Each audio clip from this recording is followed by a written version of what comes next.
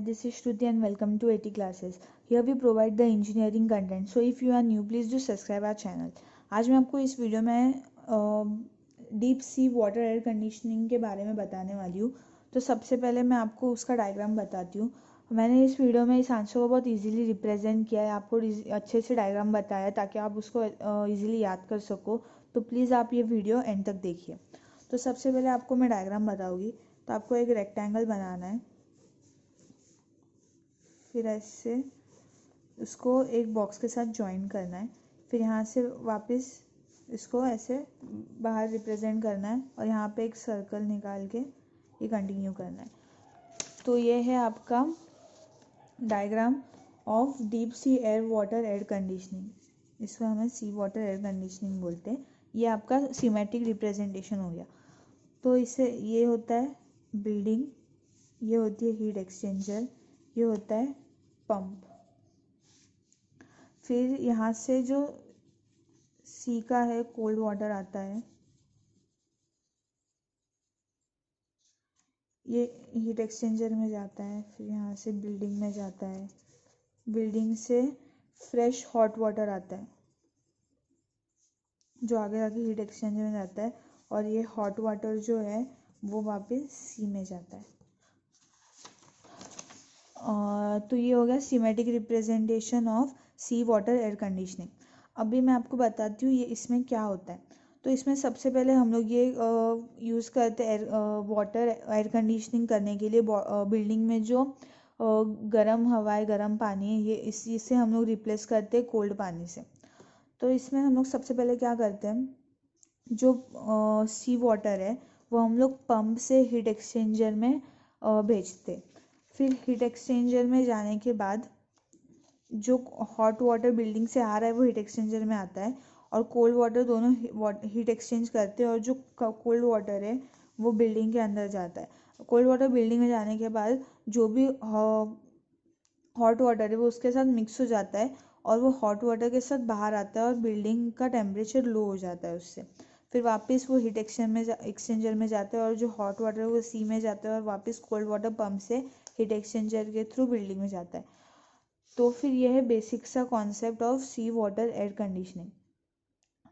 तो अभी आपको मैं ये इस आंसर को डिटेल में लिखा हुआ है, जो मैं लिखा हुआ है मैं आपको उससे डिटेल में बताती हूँ. तो अभी ये है उसका डायग्राम जो मैंने आपको वहाँ पे ड्रॉ करके बताया. तो सबसे पहले यहाँ पे मेन कंपोनेंट्स है बिल्डिंग, हीट एक्सचेंजर और कोल्ड सी वाटर. तो अभी ये तो कॉमन सेंस वाली बात है, अगर सी वाटर एयर कंडीशनिंग यूज़ करना है तो हम लोग जो सी के आजू बाजू जो बड़ी बड़ी बिल्डिंग्स होती है वहीं पे हम लोग इसे यूज़ कर सकते हैं.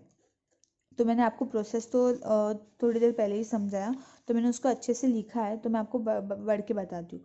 तभी जो कोल्ड वाटर है ये हमें सी के जो डेप्थ है, एक तो 700 मीटर और 1000 मीटर के डेप्थ में हम लोग को मिलता है.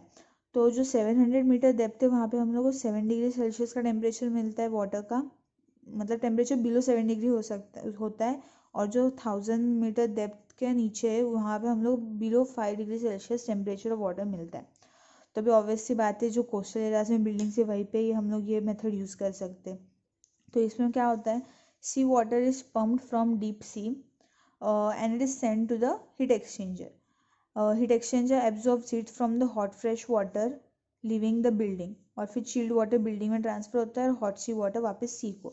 यही चीज़ मैंने आपको थोड़ी देर पहले डायग्राम में समझाई थी कि इसमें क्या होता है. फिर अभी आपको इसके एडवांटेजेस और डिसएडवांटेजेस देखने हैं. तो अभी सबसे कॉमन सी बात है कि ये सेटअप देख के आपको समझ जाता है कि जो ये सेटअप है ये टेक्निकली बहुत सिंपल है. तो आप लोग लिख सकते हो कि ये बहुत सिंपल, इसका जो सेटअप है बहुत सिंपल है. फिर अभी ये sea water air conditioning cooling system है, तो यहाँ पे इलेक्ट्रिसिटी बहुत कम यूज़ होती है. इसकी वजह से एयर पोल्यूशन डिक्रीज़ होता है. और ये जो वो मेथड है इससे जो है ना पोल्यूशन ऑफ सी नहीं होता है, क्योंकि ये सिर्फ वाटर से हीट एक्सचेंज करता है, तो इसकी वजह से पोल्यूशन भी नहीं होता है. तो ये मैंने यहाँ पे लिखा है जो टेक्निकली सिंपल है. फिर reduce air pollution since electricity is use to 10 to 20% only. फिर आता है system is cleaner and does not affect aquatic life. फिर अभी इसके disadvantage, cost is 60% higher than the conventional air conditioning. But एक बात है कि ये जो कॉस्ट है वो कंपेंसेट हो जाती है क्योंकि हम लोग इलेक्ट्रिसिटी भी बहुत कम यूज़ करते हैं। और सबसे मेन ड्रॉबैक है कि जो एयर कंडीशनिंग कैपेसिटी है इसकी वो 2000 TR और उससे ज़्यादा में हम लोग यूज़ कर सकते, उससे कम में हम लोग ये चीज़ यूज़ नहीं कर सकते। तो ये था हमारा सी वाटर एयर कंडीशनिंग सिस्टम के बारे में। अगर आपको ये वीडियो अच्छा लगा हो तो please do like, subscribe and share. हमने हमारे पेज पे और भी मैकेनिकल के वीडियोस पोस्ट किए तो आप उसे जाके चेक कर सकते हो और आपके फ्रेंड्स के साथ भी शेयर कर सकते हो। अगर आपको ये लिखे हुए नोट्स चाहिए तो आप हमें इंस्टाग्राम पे या फिर कमेंट सेक्शन में बता सकते हो, तो हम लोग आपको उस हिसाब से उसकी PDF भी प्रोवाइड करेंगे। Thank you and keep supporting.